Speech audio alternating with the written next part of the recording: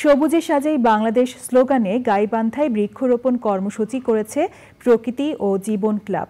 জলবায়ু অভিঘাত মোকাবেলায় বন্যাসহ নানা প্রাকৃতিক দুর্যোগ ও বৈশ্বিক উষ্ণতা কমাতে বৃক্ষরোপণে সবাইকে সম্পৃক্ত করতে চারা বিতরণ করা হয়।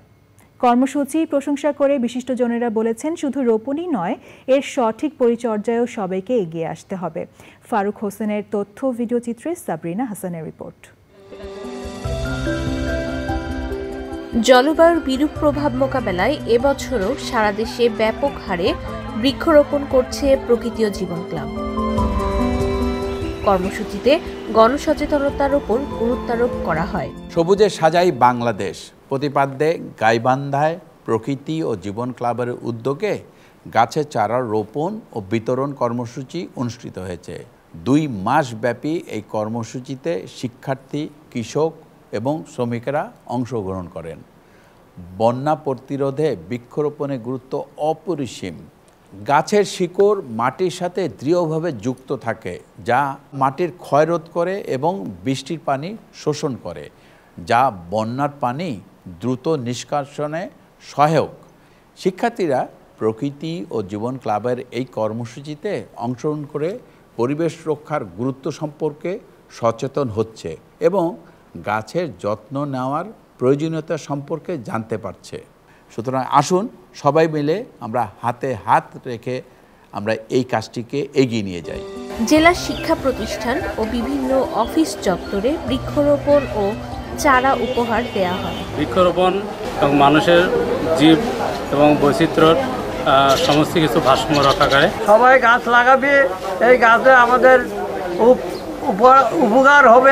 প্রকৃতি যদি মানুষের কাছ থেকে সম্পর্ক না থাকে, তাহলে জীবনের কোনো স্বাচ্ছন্দ্য থাকে না।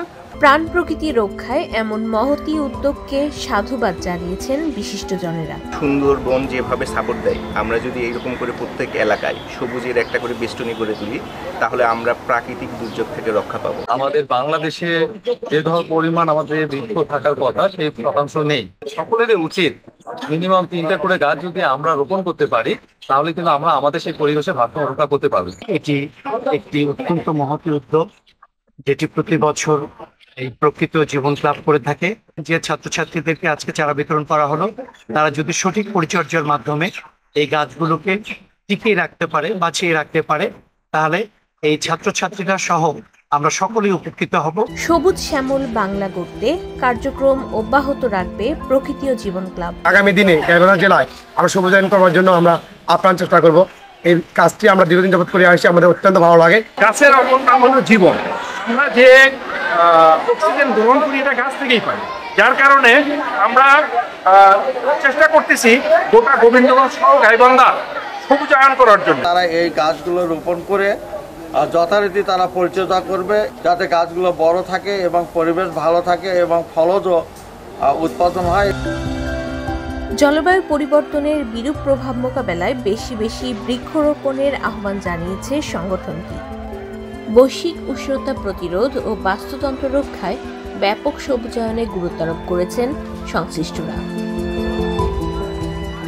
সাবরিনা হাসান, প্রকৃতি ও জীবন ডেস্ক, চ্যানেল আই।